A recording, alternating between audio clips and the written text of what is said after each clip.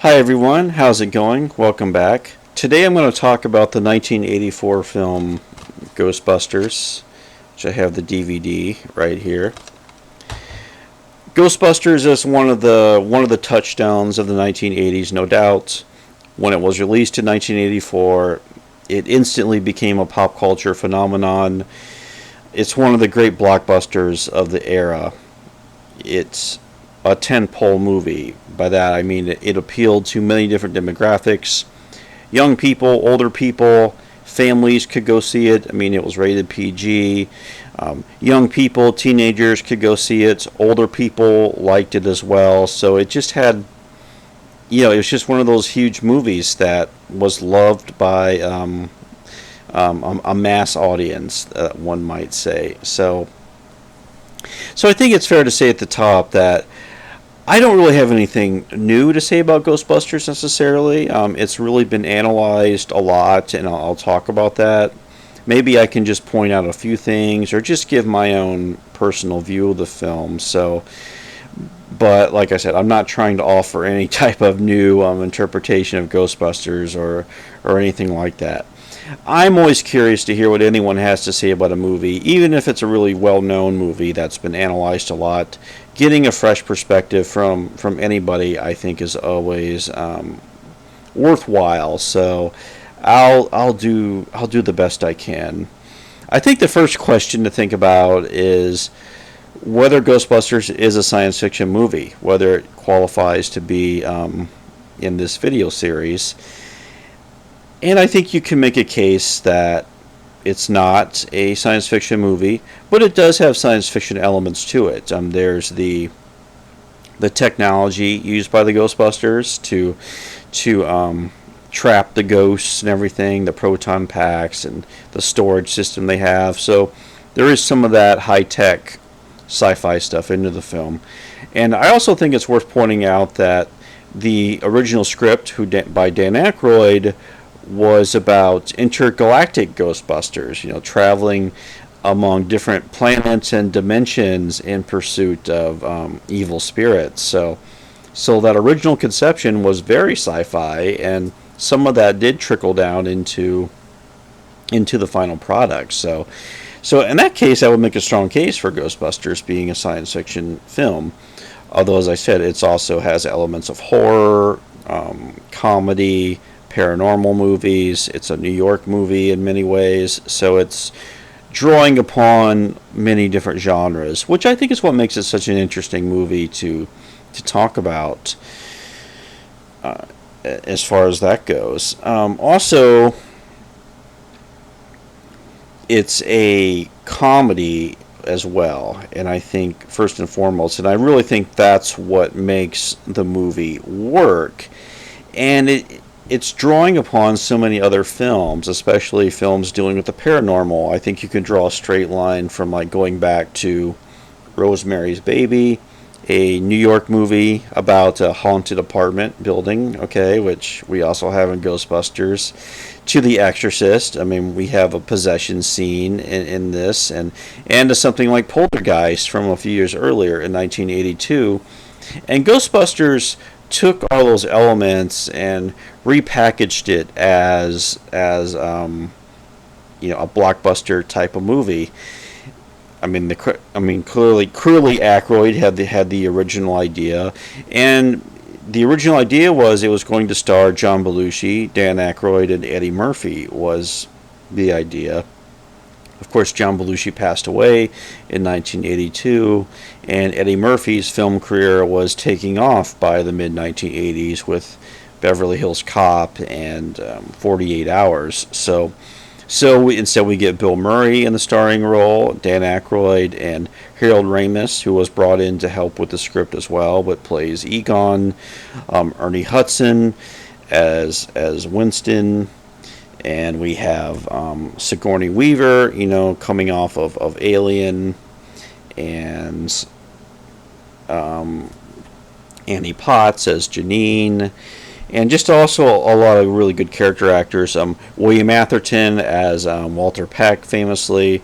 Atherton was in the Sugarland Express, the first Spielberg's first feature film, so he was really good in that. But he's become kind of known as the playing the villain in Ghostbusters.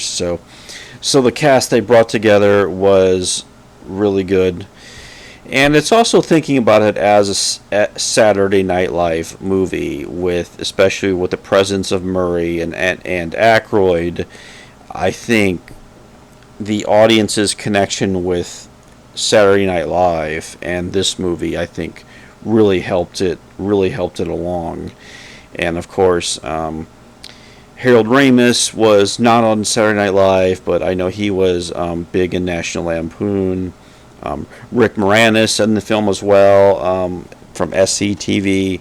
So, there was just a great comedic cast brought together by Ivan Reitman for the movie. Rick Moranis playing Lewis, of course. So that did a lot, I think, to help make Ghostbusters work as a film. And why does the film work so well? I think that I think filming on location in New York City was a big thing. The cliche of making the city a character really worked out well. It's consistently funny. There's been a lot of analysis on the film that point out some of the Reagan era ideas in the film. The whole idea of the Ghostbusters leaving academia, or being kicked out of academia, I might say, and then starting their own startup business. So that was seen as being very much in vogue with the time. And I should mention an article called Overthinking Ghostbusters by Adam Bertocci. And if you ever want to do just a total deep dive into every aspect of the film, from the themes to the editing, the technical stuff, the cinematography, that is the article you really want to read, to really do a deep analysis of the film. And I can put a link below on YouTube. So there's that aspect of it. And I think the way the film, in the combination of, Dan Aykroyd himself, he's big into UFOs and spiritualism, and I know that's part of his family's history. And I think him bringing that quirkiness to the script really helps out.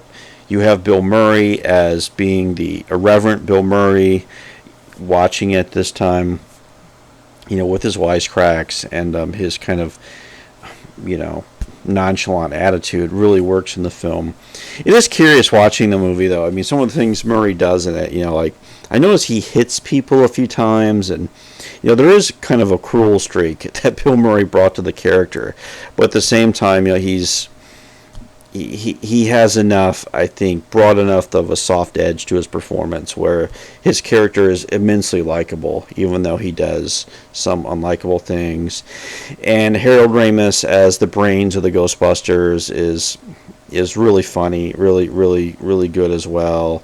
And Ernie Hudson, a favorite character actor of mine, and I know his role was initially supposed to be bigger with his character of Winston, and which I wish we'd had gotten a little bit more with his character, but anyway, he brings a lot to the film as it is. And I think, as I mentioned earlier, the way it handles the paranormal, where it's done in this way, it's almost like a throwback to those old Universal movies like Abbott and Costello Meet Frankenstein, where there are frightening elements, but the humor tends to diffuse it all.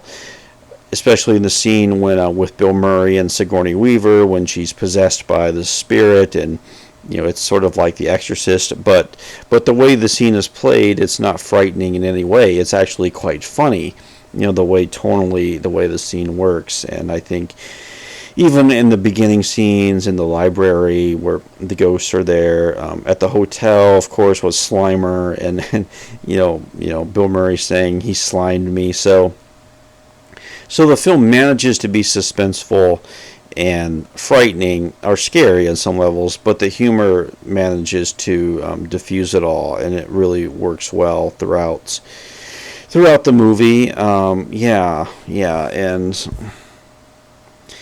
other things as far as why the film works so well. The chemistry is great among the actors, and it's yet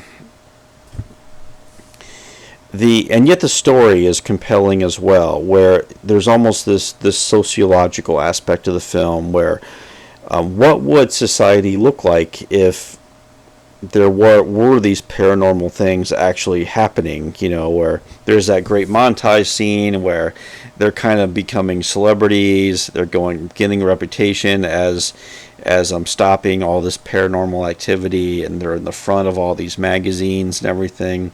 So I like the sociological side of it, and the article I mentioned, Overthinking Ghostbusters, gets into some of the religious interpretations of the movie as well, and there's a lot of religious iconography in the film. There's a lot of occult imagery in the film as well, if you pay attention. So all that is kind of there in the subtext of the film. There's the John Carpenter film In the Mouth of Madness, and that kind of has the idea of if like paranormal things were actually discovered to be real, like people would just lose their minds and go crazy. But that might be what would actually happen. But in Ghostbusters, no, it becomes like this pop culture phenomenon that people gather around, and the Ghostbusters become like these cultural heroes, of the city. So I like how the Ghostbusters handles all that as well. And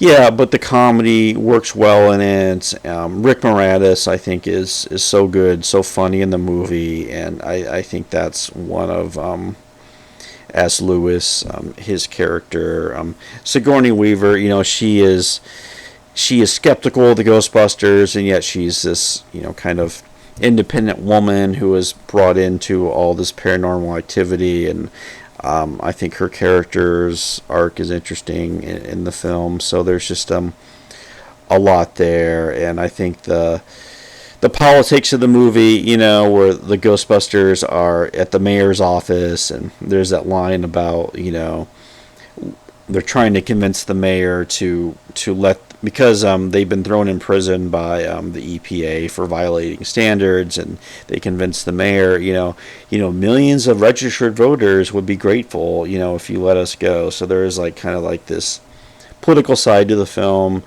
The EPA character is Walter Peck, is often viewed as like the